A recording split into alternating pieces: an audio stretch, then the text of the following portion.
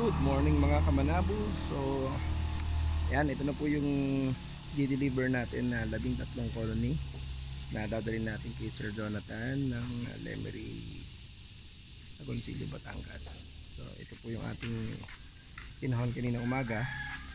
So, ito ay 13 na 3 layers. Ngayon po, usually, ang aking binebenta po ay 2 layers lang. Pero pag meron akong mga available na 3 layers, ay binibigay ko na rin. Sa ngayon, ang madami kong ay mga 2 layers lamang na puno. Ito ay 3 layers na puno ang first and second layer. Tapos, nagbi-build up na sa third layer. Yung iba, ay halos na puno na rin yung third layer. So, ito po ay split namin. Kung aabot pa ng magandang panahon, itong mga susunod na araw. So, titingnan muna namin kung ano yung weather doon sa Lemery, sa boundary ng Agoncillo.